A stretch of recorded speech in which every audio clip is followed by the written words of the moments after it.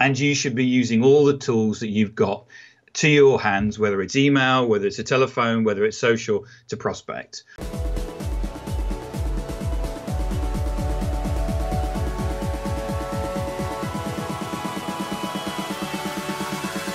Hello Sales Nation and welcome to today's episode of the Salesman Podcast. On today's show we have Tim Hughes. He is a social selling expert, author of the book Social Selling, Techniques to Influence Buyers and Changemakers, and that is exactly what we're talking about today. How we go from nothing to having influence to then having authority in our space through social media, creating content, and a whole lot more. You can find out more about Tim over at social-experts.net. And with all that said, let's jump in to today's episode. Hey Tim, and welcome to the Salesman Podcast. Hey Will, it's great to see you. Really excited to be here. I'm excited to have you on. I'm excited to dive into social selling, and I'm excited to dive into the angle and the end point I think we should all be aiming for with social selling, which is both kind of one, awareness, and then two, influence. But before we get to all the good stuff, I want you to frame up our conversation. I want you to tell us, and me and Sales Nation, the audience, the 25 to 30,000 people that are going to be downloading and listening to this show, should we all kind of point blank, across the board, should we all be engaging with our decision makers if they're on social? Yes. The thing about social selling, really, from what I see, is it's now business as usual. I mean, it's not really about should we be doing it. We should be talking about how. And I don't want to get into a kind of an argument about cold calling or social. We go for it. Dive in deep and ruffle some feathers. I'm a great fan that every salesperson has to prospect, and you should be using all the tools that you've got to your hands, whether it's email, whether it's a telephone, whether it's social, to prospect. And so you should be doing all of those things. And, social nowadays, we all need to be on social. All of our customers on social. Half the world is on social, and we need to be there too. And there's two issues, or there's two things that are impacting on us. One is that our customers are going online and searching for things and self-educating themselves, and we know that they're doing it, and we will do it as well. And it's kind of a given now that everybody is going, and it doesn't really matter whether it's 50% of the way through the buying process or whatever it is. People are self-educating and they're going online and they're researching information before they make a purchase. So that's the first thing.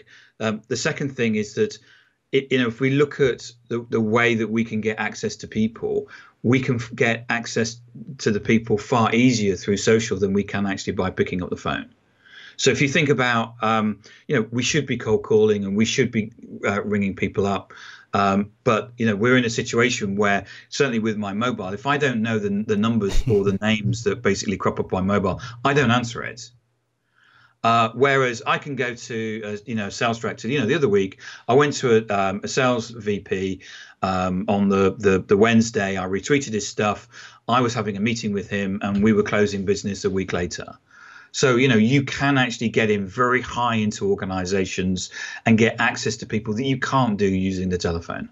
Makes total sense. And you've kind of teed up where I wanted to go with this next, Tim, of when does all this happen within the sales cycle? If we've got the sales process, this stereotypical of prospecting kind of onwards, where should we be leveraging social to have the most impact? Is it most useful at the beginning to get the awareness, or is it most useful, I guess, throughout the process to keep top of mind? It's end to end. We can be using social at the beginning to actually get people or make people aware that we exist.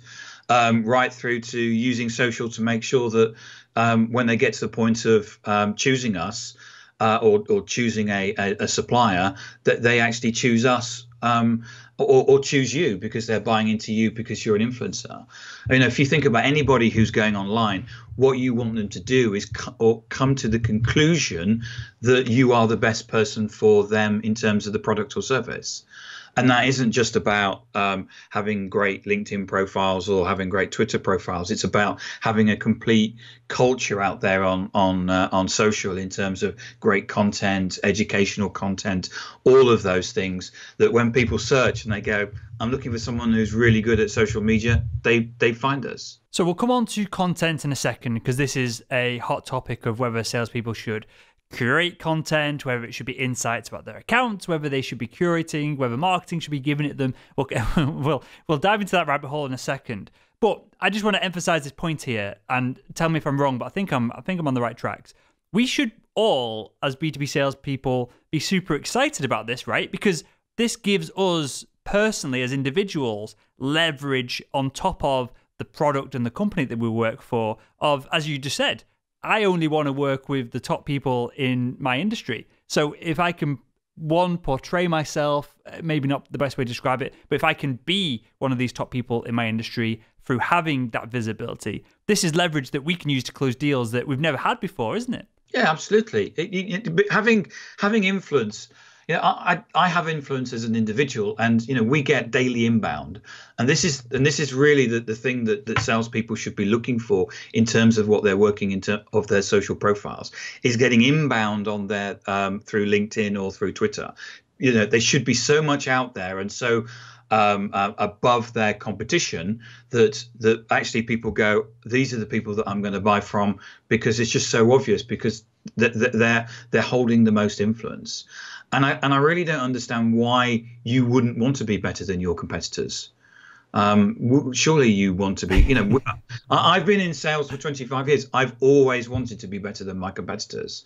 I've always, fighting isn't the right word because it sounds a bit negative, but I've always made sure that what we provided in terms of our presentations, we were the best. We had the best materials.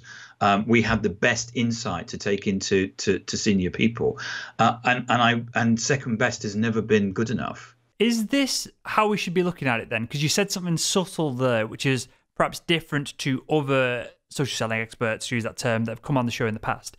Should all our content, should all our LinkedIn profiles, the interactions that we have, should that be geared?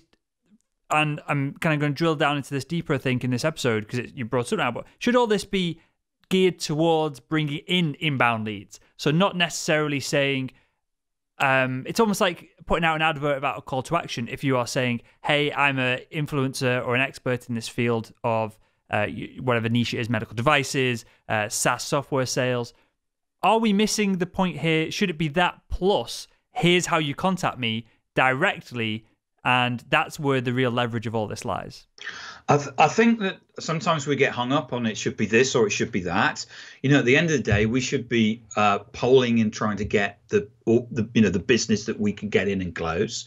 I know I build my social profiles in a way that people are curious and they come to me and say, that sounds really interesting. Can you come and talk to us? I also prospect for opportunities. So I don't say it's one or the other. I do everything that I can to make sure that we're successful and we gain revenue. Nice. Okay. I want to ask you, I'm laughing as I say this. It's going to sound like a silly question, but I think there's a lot to it that will help the audience here, of if people aren't so familiar with, clearly everyone uses Facebook, Twitter, YouTube, LinkedIn, but they may not be so familiar as what I am and what you are, Tim, of going through and producing content and getting that reach. So it's going to sound like a silly, basic question, but I think it's an important one. What's the difference between just every 3 or 4 weeks randomly retweeting one of the latest tweets on this decision maker that you're trying to get in front of, versus becoming a influencer in your industry or even within your kind of like niche of product? Because clearly they're opposite ends of the scale of social selling and people have different thoughts on it. Where should we be aiming for within that scale, and how do we go about achieving that? I think that we should all be achieving for doing the best that we can, and we should all be achieving to going as high as we can. And my feeling is that what we've done in terms of training people is that we've gone into telesales organizations and got them to understand the power of social. Because if we take telesales as an example, we've always been through the process of trying to warm up the call. Cold calling is interesting, but we've either sent, in my day, we sent letters, and then it was emails, and we try and do something to warm it up. And social is a way of warming up a call. But also you could actually be using social as a way of when you actually ring into an organization, if you already have the authority or the influence, in effect, you're calling, and it's like, and you are a rock star, they're going to take your call. They're going to want to listen to you. They're going to understand that what you're going to provide to them is interesting and will be insightful. And I'm in a position where, and this is kind of strange, where I've walked into meetings and people say, yeah, and I put out my hand and introduce myself, and they say, yeah, I know who you are. And that from a selling perspective, you've already passed lots of the barriers. We don't have to stand up and talk about who Digital Leadership Associates is as a company. Everybody knows. We don't have to do the company presentation. We don't have to go through all of those things, because actually people have gone through and done all those ticks beforehand. And if you think about social and the way that we work, there's so much information out there about organizations and companies. Most people now are not going out there and researching organizations to put them on a shortlist. They're going out there and researching organizations to deselect them from a shortlist.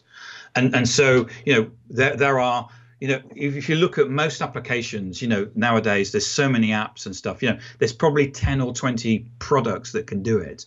That's, and what they're going to do is they're going to bring that right down. And what you need to be doing is you need to be showing that you understand their industry, you understand them, and that you look like you're really good people to deal with. And that's kind of what I would see, is because we tend to get het up on this influence thing. It's really about showing that you know your stuff. How do we, and this is a massive question, so perhaps you can help me segment it down, but how do we do that? Because again, there's one side of things, and there's some people listening to this of going, well, I've got 1,000 Twitter followers and I retweet all the CFOs that I sell to, and so I've got influence with them, versus what you just described, and it's what I have as well, clearly interviewing people like yourself, almost every day for like 2 years now, and the audience and the reach that we've got. When I reach out to brands that I want to work with, Salesforce, with HubSpot, I mean, for Salesforce, I got introduced to one of the VPs at the Revenue Summit a few weeks ago. She knew who I was. She came over and shook my hand, big smile. I assume she doesn't watch the show consistently, but at least she's seen bits of it and she recognized my face, kind of thing. So clearly I've got a huge in there with one of the biggest, well, the biggest company within the sales industry in that space, without having to, and I've not proactively done it. It's just happened organically, which is clearly part of the usefulness of social. When you get to a certain reach point, it can start to build a bit of momentum in itself. But Tim, how do we go from just retweeting people randomly to actually having influence? Is it content? Is that the magic switch in between these two places? I think there's a number of things that we can be doing. The first thing about social media is that there is no magic silver bullet. There is not one thing that we do where we suddenly have 150,000 followers. There's not a button we press or a pill we can take. And I'm sorry, but it takes hard work. Yeah. What you're describing there in terms of what you've built up by doing the interviewing people. I saw you at the event, and I knew who you were because I recognized you. Because of you're a star, you're a rock star. In your own sphere, and so so people. I'm glad you kind of like kind of added that on the end then, because my head was getting big and I was getting. But you are a rock star, Will. A lot of people know who you are, and a lot of people respect you, and that's what salespeople need to build up. Now, there's a whole number of things. Yeah, you can be retweeting the CFOs, and that's kind of interesting. But yes, I think you also need to be creating your own content. I got to a point with my followers where it plateaued until I actually started writing my own content. And I now get people coming to me saying, I really enjoyed that article. I liked what you said. And I don't mind if people come to me and say, I don't agree with what you say. The important thing there is that you're getting the engagement and you're showing in a way, even though come on, it's really easy to write a blog. It's 500 words. The first blog I wrote, I was writing instructions for a VP that I was working for who wanted to know how to use Twitter lists. So I was writing this email about how to write Twitter lists. Then I realized this is a blog. And I just changed the top and the bottom of it, and I put it out, and I sent the email to the VP on how to use lists. We're always writing and creating things. It's just a matter of understanding to make that switch. There's some really great people out there, who are doing things like Twitter chats. Add some value. Create. You can build yourself turn yourself into a rock star, but you've got to add some value. You've got to be adding something to the collective of social and social media. Spend some time on LinkedIn, make some comments, indulge Tony Hughes in his conversations, get things, say some things sometimes which may be a little bit controversial. And it doesn't matter that people may pile in and disagree with you. It's the fact that you're adding stuff. There's individuals out there who've gone from nothing to something in like 3 months. Because they've just continually put out either content or, been running Twitter chats or whatever. It's I'm not saying it's easy. It takes a lot of hard work, but you've got to be doing lots of things. You've got to be adding value. Are we overcomplicating this as sales professionals? Yes. And what I mean by that is, when I first started putting out content, it was exactly what you just described. I was collecting insights from one hospital in medical device sales, from one hospital, and I was going to the next hospital, which obviously in the NHS in the UK here, they can be separate trusts and they're competing with each other, and they're essentially trying to pull patients from one side of the kind of like town or city or county to the other, because that's how they get more funding and they can grow. So I was going from one side to one hospital to another, giving them insights, and then it was a basic no-brainer of me to start writing these down, publish them on LinkedIn, and then saying to the surgeons that I was dealing with, hey, check out this post on LinkedIn that I've just done. And I only needed to be a rock star for 30 or 40 urologists in Yorkshire. It was no more complex than that. And at that point, they saw me as, rightly or wrongly, they saw me as the expert in endoscopic urology products. And so they would come to me, and then I was getting referrals from... And this is only fluke that all this was happening. There was no structure or planning to it. I just kind of like felt it was right, so I rolled with it. But then I was getting referrals from urologists in Scotland asking me for advice on things. So I'd have the conversation, then pass them on to someone internally who's the rep local for them in Scotland. Is this what we should be aiming for versus having 100,000 followers or likes on Facebook? You don't need to have 100,000 followers. I wrote an article from where I interviewed a friend of mine, where he's getting 10 C-level meetings a week by using Twitter. Now, that article was written 2 years ago, and all that was just finding someone and getting, interviewing the person and putting it out as content.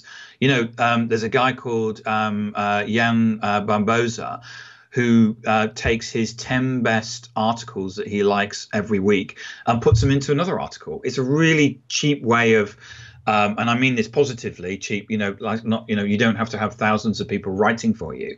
It's just a very quick and easy way to say, these are my 10 favorite people. He obviously then tags people, and I'm usually in it, so I usually retweet it. So here's a guy with like no followers.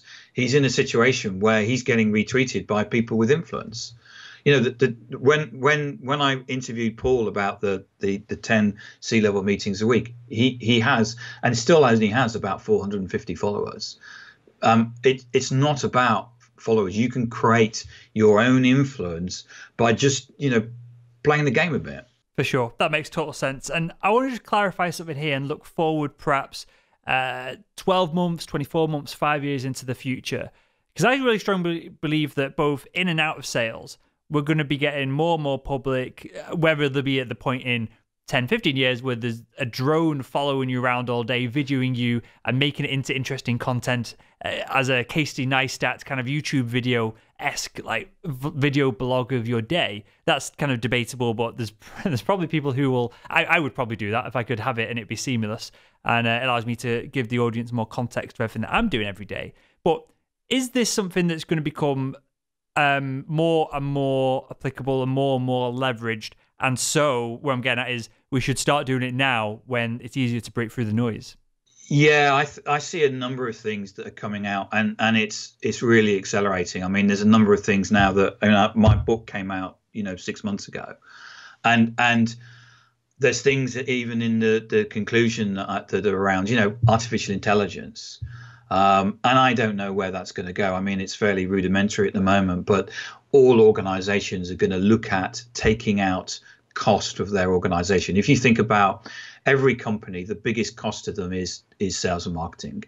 If there's a way that they can take out certain transactions, I'm not talking about taking out people, I'm just talking about ways of making either a salesperson's life easier, or if there are certain things where just going into being able to go and buy the product on the web and putting your credit card in, there will be ways where the cost of sale is going to be reduced. And I think so to answer your question, what do we need to do? I'm a great believer that every day is a sales day. You've got to be learning something every day. If you're not learning, you're not moving forward. And the thing about social is it's enabled us to actually learn and drive forward. And if we don't start learning about these artificial intelligence products, even though they are rudimentary and we may think it's nothing at the moment, if we don't know, if we're not learning about it, we will get left behind. We'll wake up in 6 months and go, where did that all come from? And we've got to learn it from scratch. and this is, and tell me if I'm right here, but I think I am, forever, right? There's always going to be the next thing that if we're going to be a quote unquote influencer, if we're going to have, the 80-20 principle, if we're going to have 80% of the leverage with 20% of the time, energy, whatever it is, and clearly you can then use multiple of these 20% to have multiple of the 80%. I'm not saying that we should be leveraging social to be lazy, but there will always be the next thing, right? And I'm guessing I wasn't really, I wasn't selling in the heyday of when cold calling seemed to work. I hear these stories from guests that come on the show. Then there was email where people actually opened the emails. And then now there's social, and then there'll be something else, and then it'll be VR because people are intrigued and want to be involved in that. But I just want to make the point here, this is just the goal. This is just the game, isn't it? You just have to be that one step ahead of the competition. I've got elderly parents, they're in their 80s. And I went through the process of teaching them how to use PCs and stuff like that. But I had to help my mum do an online check-in on the flight. She was completely terrified about it. Now, most of us go, online check-in, that's really straightforward. Yeah, but for an 8-year-old who's not really grown up in computers, it's difficult. And what I learned from that is, we need to stay up to date with things. Otherwise, we will start falling behind.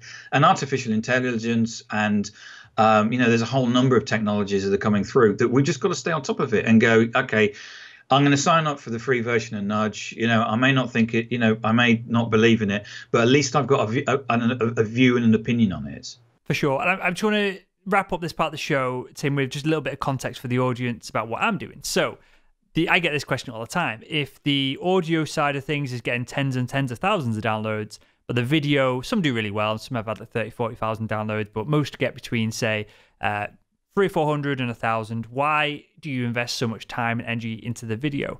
And this is a prediction on kind of what we're talking about here of, I look in our living room when I'm home, if there's a football match on, if we're watching Liverpool, my dad's just about on his iPhone and watching football and going through the results or the stats or anything on his phone.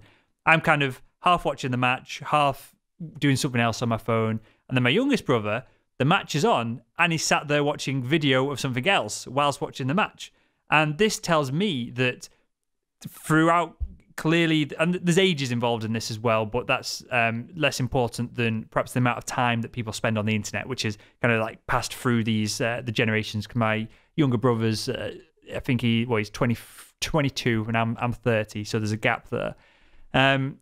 I'm doing all this video content because when my youngest brother Elliot, He's just about to graduate, come into the job market.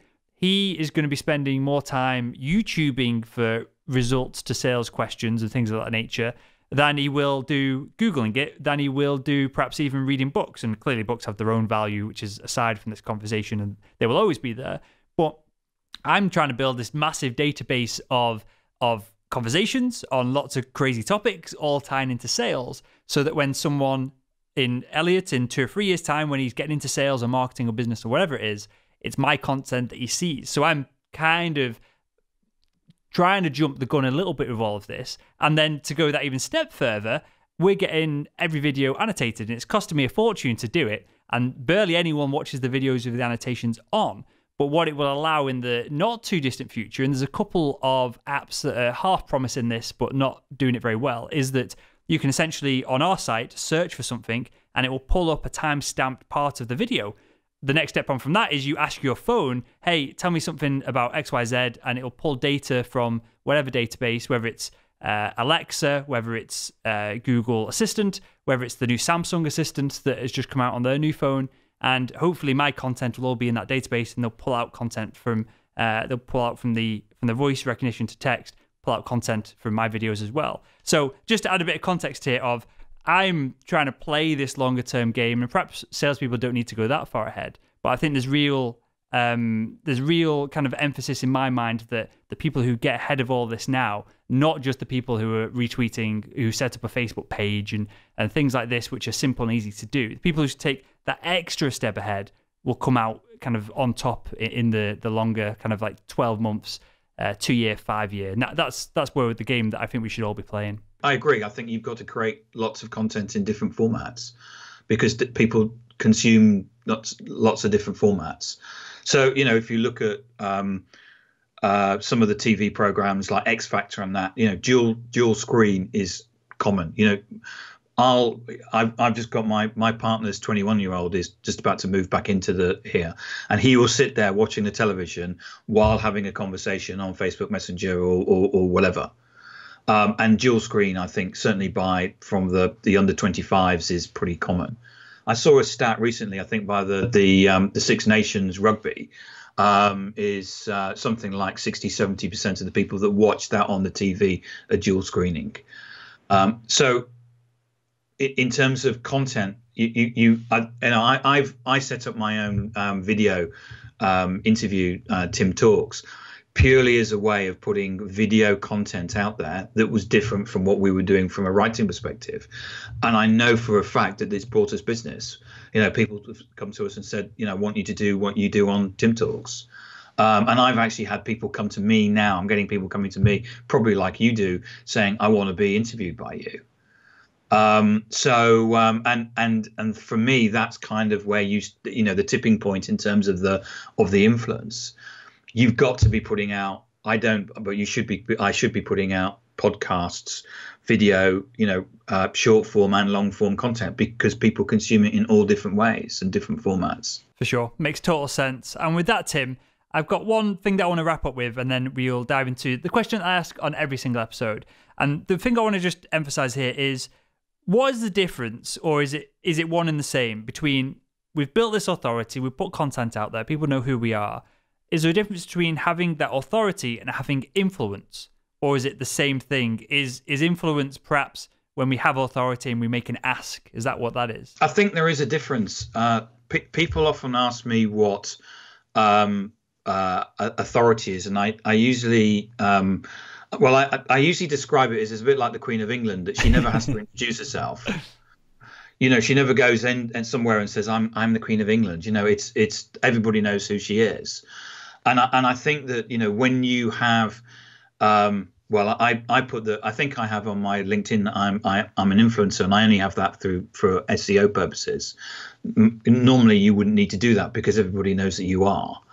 And I think it's probably a very thin line between the two, but there's a lot of people out there that have authority. There's a lot of people, if we're looking at social feeds and we're searching through our phones, and whether it's Facebook or Twitter, there are people out there that we go boring, boring, boring, boring, boring, same old corporate rubbish, boring, boring. This guy's really interesting. What's he posted today? And there are people that out there that I'm connected to who I will always look and see what they've done. I may not read the article, but then there's that sort of level up, which is, Ted Rubin. I will always read what he writes. Brian Solis. I will always read what he writes. And there's kind of that hierarchy of that, once you get to the point where if you're putting out really good content that's engaging, that's insightful, people will stop by and start looking. And usually, what we explain to customers is it's a bit like having a shop window. If you're walking down the high street and you're going, and it's going boring, boring, boring, boring, boring, boring. Oh, this window looks interesting. I'll have a look in. Oh, right. They do social selling training and social strategy training. Oh, that's interesting. I'm not interested now, but I might be in 6 months. And so what you're doing is that you're using this term, getting front of mind of people. And it's just so important that you're doing that, and you're doing it with multiple times with multiple bits of content, and be insightful, engaging. For sure. Hard work. Hard work for sure. I can testify that with the show that we do, and perhaps authority and influence are not the best ways to describe it. I can't think of the right words off the top of my head. But your Queen example there was amazing. I know who the Queen is, but if she was recommending a kind of someone I'm looking for at the moment is someone to help coach me on YouTube and to help grow all the audience from the statistical side of things. If she recommended someone to help grow my YouTube channel, I probably wouldn't put much value on her recommendation, even though she has massive authority and reach. So I guess that ties into it as well. Yeah, but if she said that there was a particular hat you should wear, or a particular coat you could wear, or the fact that she turns up in a Land Rover Discovery, you go, I quite fancy a Land Rover Discovery. Whereas, I can imagine from an IT perspective, you wouldn't necessarily see her as having authority, but there are people out there that are creating authority, and they are and they're using that as a way of it's a very soft sell. It's not a you ring them up and buy now. It's a very much it's interesting that person's saying this about that product. I never thought about that before. I can actually see, I recognize myself with that, or I recognize I have that problem.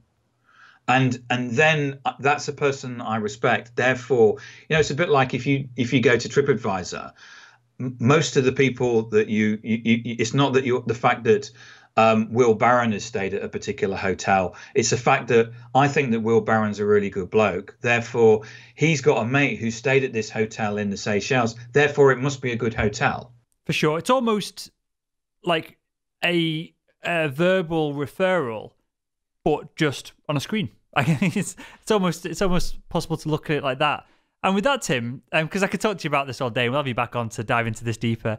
I've got one final question I ask everyone that comes on the show. So I'll throw this at you, and that is, if you could go back in time and speak to your younger self, what would be the one piece of advice you'd give him to help him become better at selling? The one piece of advice that I would always give to myself would be to stick at it.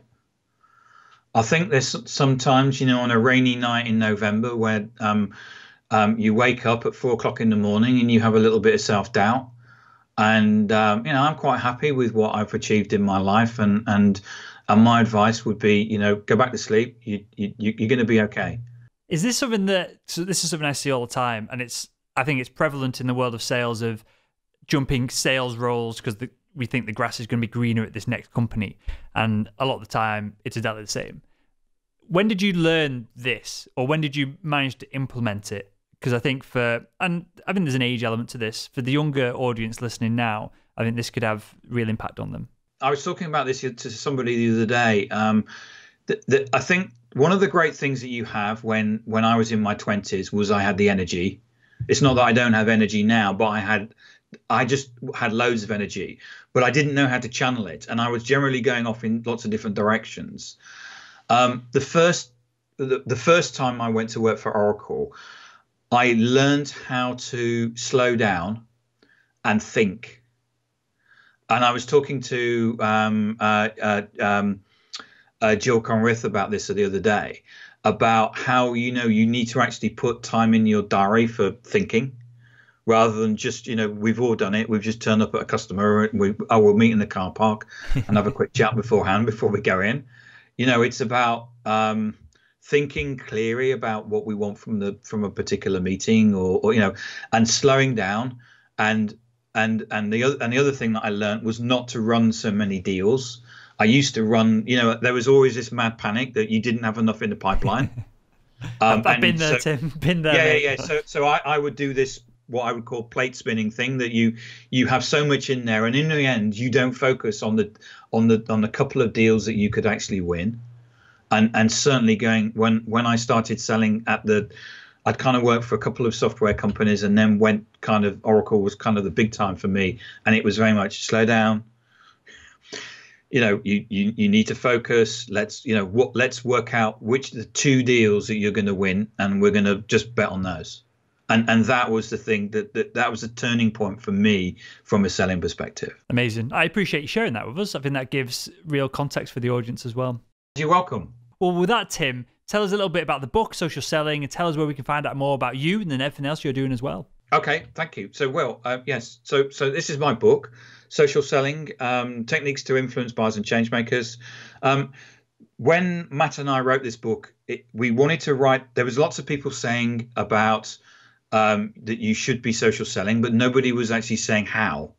So what we did was that when we wrote this book, we decided to write it in a way that it's a book that you can pretty much start working through and use as a workbook, as a way of actually getting into social. And I've got people that have read it 2-3 times, and they've come back with all the pages with lots of post-it notes in, and lots of people have come back to me and said it's been really useful as a way of, I didn't know anything about social, but it's a great introduction, and now I feel that I've got that foundation. So I left Oracle 7 months ago to set up my own company with a friend of mine, Adam Gray, and we set up a company called Digital Leadership Associates.